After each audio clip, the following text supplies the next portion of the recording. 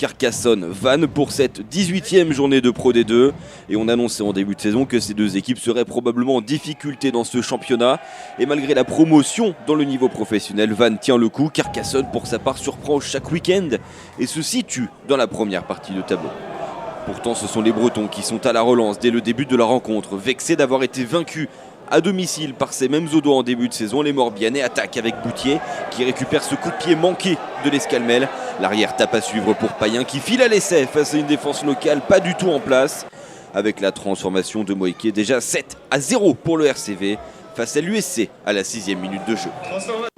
Dans la foulée, Antoine L'Escalmel, formé à La Rochelle, réduit l'écart au score au tableau d'affichage avec cette pénalité qui passe entre les perches. Ça y est, Carcassonne est entré dans sa rencontre. Percussion de Tuilagi, Lazzarotto hérite du ballon dans le côté fermé. L'Élie Audois fait parler sa magie pour créer un bijou.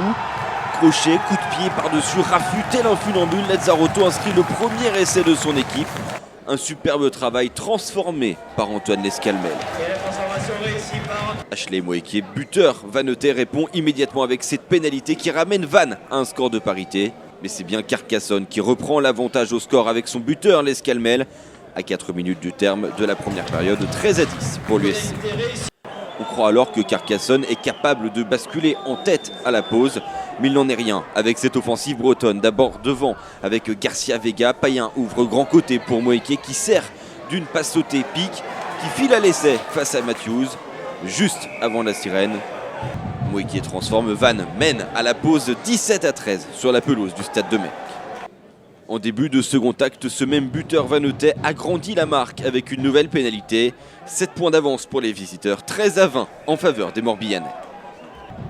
Carcassonne revient alors à l'attaque avec la charge du capitaine Bissuel. Relais de Domenech pour Kofi, le demi de mêlée joue même sens pour Tom Matthews qui avance, efface plusieurs joueurs et passe la ligne. L'USC reprend l'avantage au score, non pas avec la transformation qui est manquée, mais avec une pénalité d'Antoine L'Escalmel. Et c'est l'ancien Montalbanais qui alourdit la marque avec un nouveau coup de pied.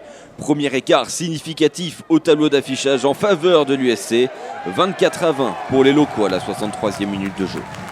Oui, mais Carcassonne est toujours brouillon dans cette partie sur les phases offensives. On a tenté beaucoup de choses sans succès. C'est donc logique que les jaunes et noirs reviennent à un travail qu'ils connaissent parfaitement. Groupé pénétrant, bien construit, performant, qui avance dans l'axe du terrain. Un ballon porté qui passe au-delà de la ligne d'en but. Essai pour Carcassonne. Vannes se rebiffe et impose une sacrée séance de combat devant la ligne audoise.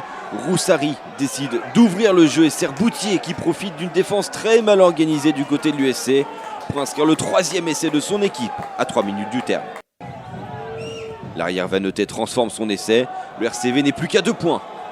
Mais c'est trop tard pour les Morbihanais qui s'inclinent à Carcassonne. Vainqueur mais très brouillon pour sa part, l'USC n'a pas tout à fait convaincu. Vannes rentre en Bretagne avec un point de bonus défensif précieux, surtout à la vue d'un tel investissement.